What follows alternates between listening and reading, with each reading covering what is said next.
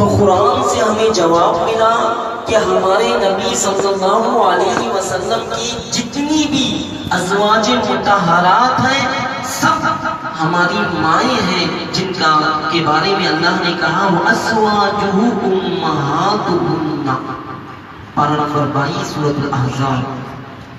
یہ تمام امت کا متفق علیہ مسئلہ ہے کہ حضور علیہ السلام کی مقدس بیویاں حقیقی ماؤں کے مثل ہیں۔ یہ کہ ان کے ساتھ ہمیشہ ہمیشہ کے لیے کسی کا نکاح جائز نہیں۔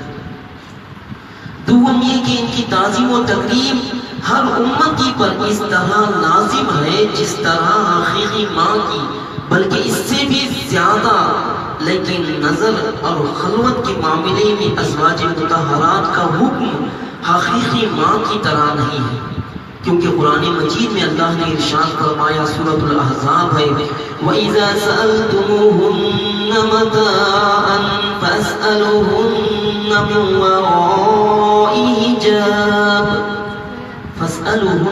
وَرَاءِ حجاب۔ جب نبی کی بیویوں سے تم لوگ کوئی چیز مانگو تو پردے کے پیچھے سے مانگو۔ تو یہاں پر بتایا گیا مسلمان اپنی حقیقی ماں کو تو دیکھ بھی سکتا ہے، حقیقی ماں جو ہمیں پیدا کی ہے ماں، اس کو دیکھ بھی سکتا ہے، اس کے ساتھ بیٹھ بھی سکتا ہے، اس کے ساتھ بات چیت بھی کر سکتا ہے، مگر حضور علیہ السلام کی مقدس بیویوں سے ہر مسلمان کے لیے پردہ فرض ہے، اور تنہائی میں ان کے پاس اٹھنا بیٹھنا حرام ہے۔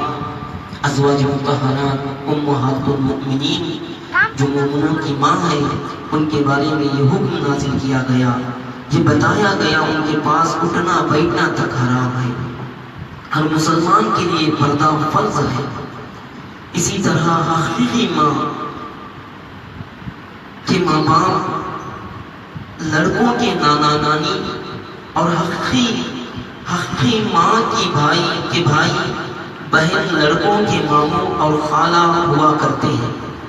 ہمارا کوئی بھائی ہوا کرتا ہے، دادا ہے، نانا ہے، نانی ہے، پھپھیرا بھائی پھپھیری بہن ہے، مگر ازواج مطہرات کے ماں باپ امت کے نانا نانی اور ازواج مطہرات کے بھائی بہن امت کے ماموں خالہ نہیں ہوا کرتے۔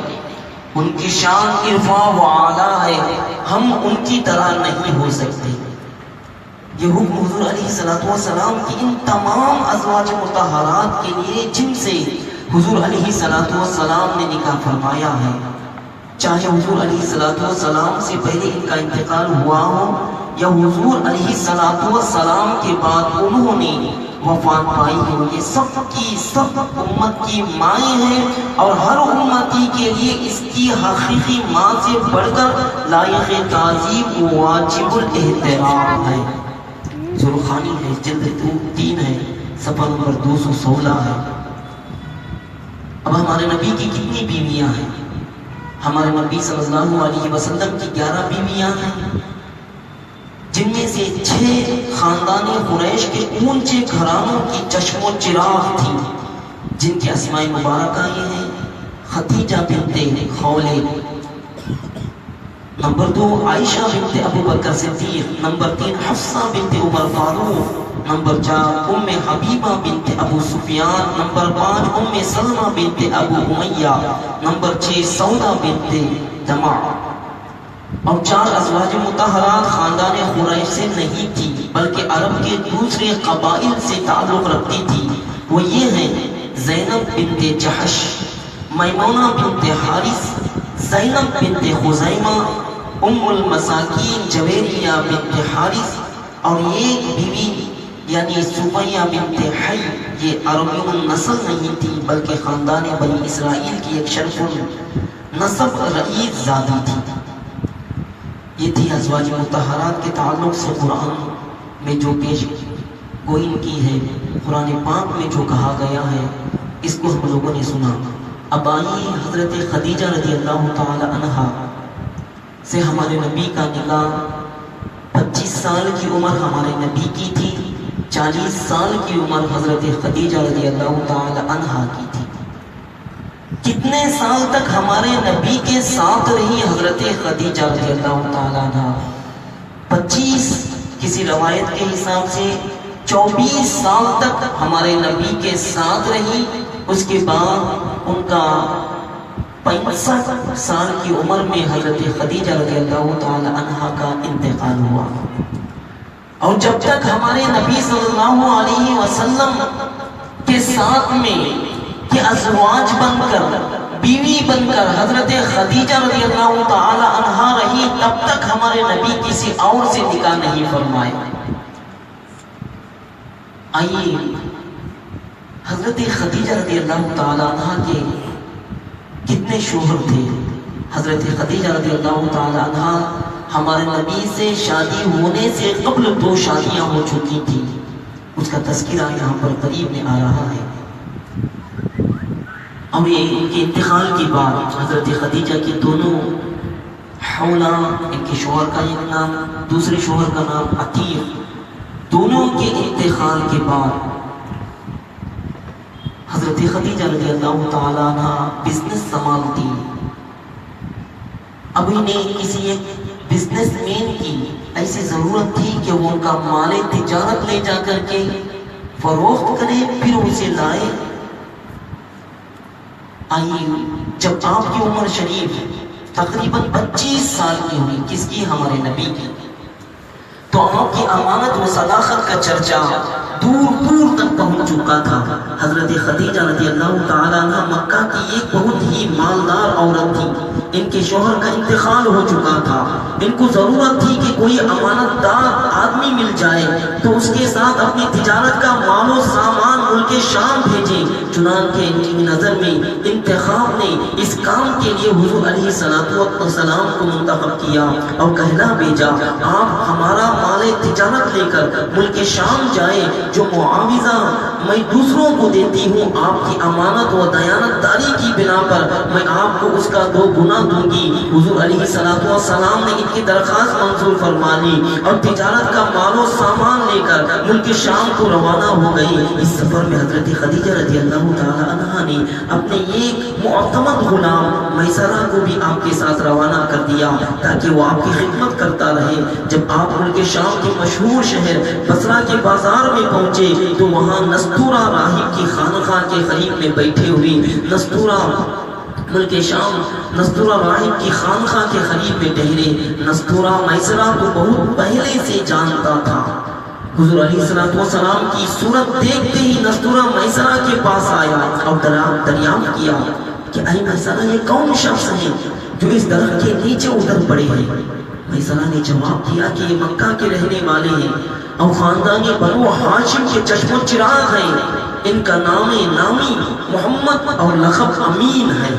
نستورہ نے کہا، سوائے نبی کے اس درخت کے نیچے آج تک کبھی کوئی نہیں اترا، اس لیے مجھے یقین کامل ہے کہ نبی آخر الزمان یہی ہے.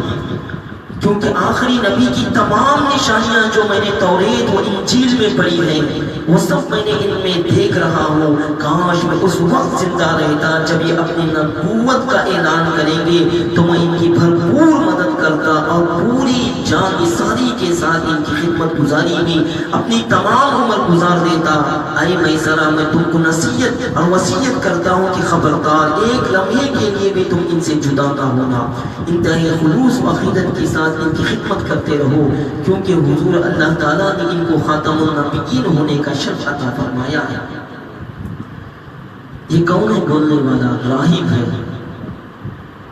راہب ہے. اللہ اکبر. وہ کہہ رہا ہے یہ نبی آخر الزمان ہے.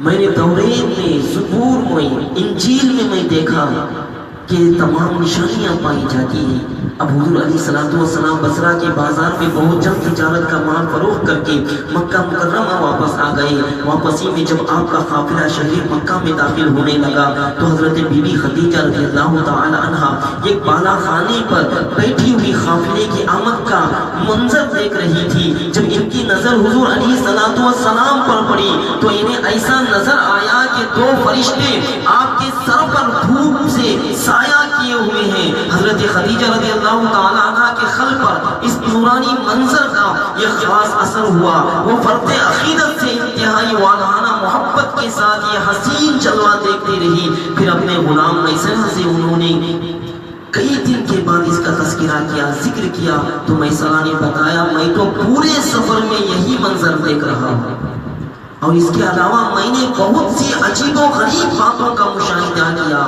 پھر میسرہ نے نستورہ راہب کی گفتگو اور اس کی عقیدت و محبت کا تذکرہ بھی کیا. یہ سن کر حضرت بی بی خدیجہ رضی اللہ تعالی عنہا کو آپ سے بے پناہ قلبی تعلق اور بے حد عقیدت و محبت ہو گئی، اور یہاں تک کہ ان کا دل جھک گیا، انہیں آپ سے نکاح کی رغبت ہوئی. اس کے بعد حضرت بی بی خدیجہ رضی اللہ تعالی عنہ مال و دولت کے ساتھ انتہائی شریف و عفت معاب خاتون تھی. اہل مکہ ان کی پاک دامنی اور پاک سائی کی وجہ سے ان کو طاہرہ پاک باز کہا کرتے تھے. ان کی عمر 40 سال کی ہو چکی تھی. پہلے ان کا نکاح ابو حالہ بن زرارہ تمیمی سے ہوا تھا. کس کا؟ حضرت خدیجہ کا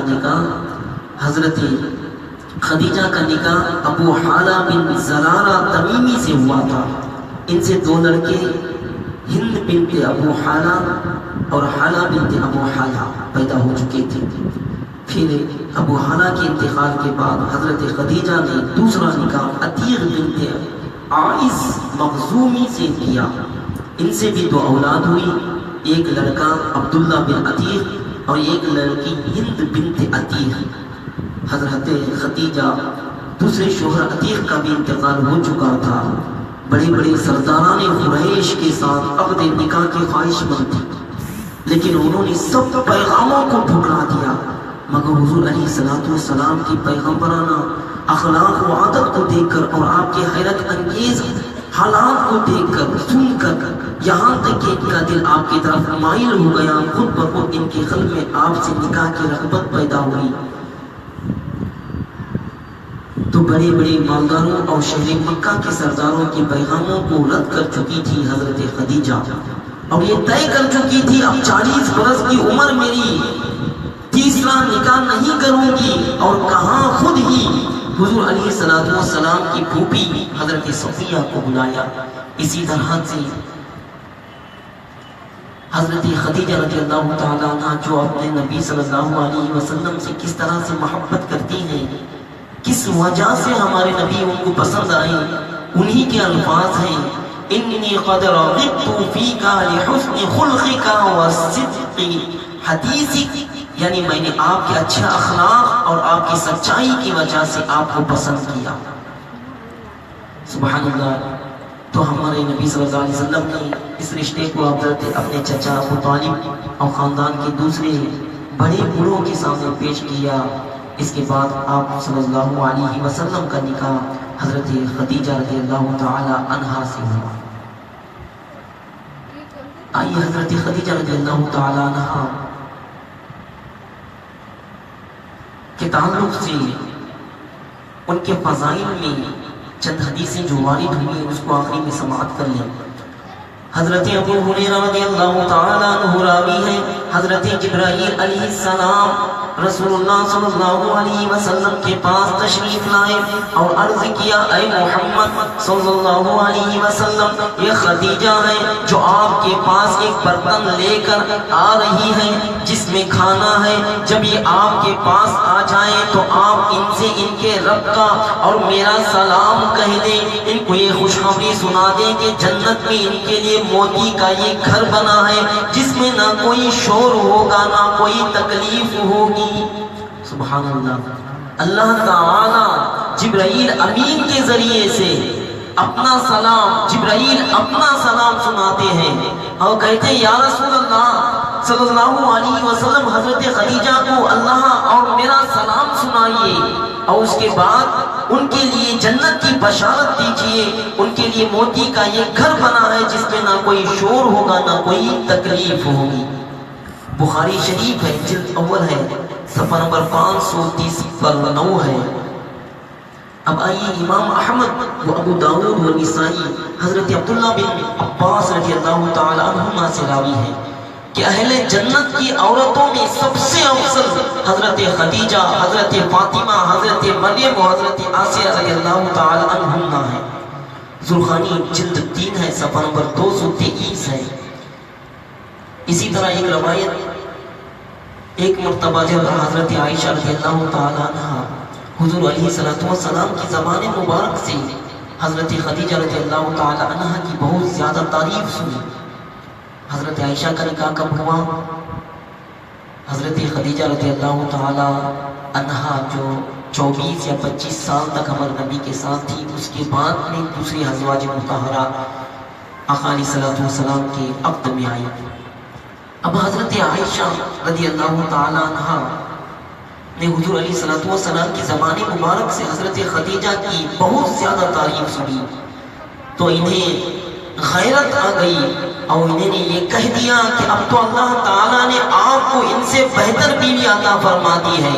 یہ سن کر آپ نے ارشاد فرمایا کہ نہیں، خدا کی قسم خدیجہ سے بہتر مجھے کوئی بیوی نہیں ملی۔ جب سب لوگوں نے میرے ساتھ کفر کیا، اس وقت وہ مجھ پر ایمان لائی، اور جب سب لوگ مجھے جھٹلا رہے تھے، اس وقت انہوں نے میری تصدیق کی، اور جس وقت کوئی نہیں شخص مجھے کوئی چیز دینے کے لیے تیار نہ تھا، اس وقت خدیجہ نے مجھے اپنا سارا مال دے دیا، اور انہی کے شکم سے اللہ تعالیٰ نے مجھے اولاد عطا فرمائی۔ حضرت خدیجہ رضی اللہ تعالی عنہ سے جتنی بھی ہمارے نبی کی اولادیں ہوئی، حضرت خدیجہ رضی اللہ تعالی عنہ سے ہوئی، لیکن ایک اولاد حضرت زینب حضرت ابراہیم جو حضرت زینب رضی اللہ تعالی عنہ کی بطن اسپاق سے پیدا ہوئے۔ زرخانی جلد 3 ہے، صفحہ نمبر 224 ہے۔ اس واقعے، اس روایت کو ہم لوگوں نے اس کی کتاب کے حوالے سے سماعت کیا، اور حضرت عائشہ رضی اللہ تعالی عنہ کا بیان ہے، ازواج مطہرات میں سب سے زیادہ مجھے حضرت خدیجہ کے بارے میں غیرت آیا کرتی تھی، حالانکہ میں نے ان کو دیکھا بھی نہ تھا۔ غیرت کی وجہ یہ تھی کہ حضور علیہ السلام بہت زیادہ ان کا ذکر خیر فرماتے رہتے تھے۔ حضرت عائشہ صدیقہ رضی اللہ تعالیٰ عنہ کہتے ہیں کہ آقا علیہ السلام حضرت خدیجہ رضی اللہ تعالیٰ عنہ کی بہت زیادہ تعریف کرتی تھی۔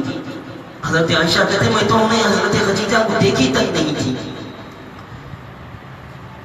غیرت کی وجہ یہ تھی کہ حضور بہت زیادہ ان کا ذکر خیر فرماتے رہتے تھے۔ ان کا اکثر ایسا ہوا کرتا تھا کہ آپ جب کوئی بکری ذبح فرماتے تو کچھ گوشت حضرت خدیجہ کی سہیلیوں کے گھروں میں ضرور بھیج دیا کرتے تھے۔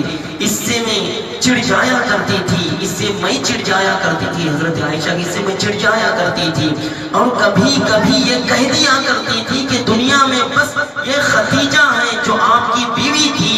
میرا یہ جملہ سن کر آپ فرمایا کرتے تھے ہاں ہاں بے شک وہ تھی، انہی کے شکم سے اللہ نے مجھے اولاد عطا فرمائی۔ تو اتنی زیادہ ہمارے نبی صلی اللہ علیہ وسلم سے حضرت خدیجہ رضی اللہ تعالی عنہ کے درمیان محبت تھی۔ ہمارے نبی بہت زیادہ حضرت خدیجہ رضی اللہ تعالی عنہ کو پسند کرتے، اور تمام ازواج مطہرات کو بھی پسند کرتے۔ اور امام طبرانی نے حضرت عائشہ رضی اللہ تعالی عنہ سے ایک حدیث نقل کی ہے، حضور علیہ السلام نے حضرت خدیجہ رضی اللہ تعالی عنہ کو دنیا میں جنت کا انگور کھلایا۔ سبحان اللہ۔ زرخانی ہے، جلد 3 ہے، صفحہ نمبر 226 ہے۔ کیا سنا آپ نے؟ حضرت عائشہ سے ایک حدیث نقل کی کہ حضور نے حضرت خدیجہ رضی اللہ تعالی عنہ کو دنیا میں جنت کا انگور کھلایا۔ سبحان اللہ۔ اور آخری میں حضرت خدیجہ رضی اللہ تعالی عنہ 25 سال تک حضور علیہ السلام کی خدمت میں رہی، خدمت گزاری سے سرفراز رہی۔ ہجرت سے 3 برس قبل، 65 برس یعنی ہجرت مکہ المکرمہ سے مدینہ منورہ ہجرت کرنے سے پہلے، کسی کتاب یا کسی روایت سے 3 سال قبل یا کسی روایت میں 5 سال قبل، ہجرت سے 3 برس قبل 60 پر 5 برس کی عمر پا کر ماہ رمضان میں مکہ مکرمہ کے اندر انہوں نے وفات پائی۔ کون؟ حضرت خدیجہ۔ حضور اکرم صلی اللہ علیہ وسلم نے مکہ مکرمہ کے مشہور قبرستان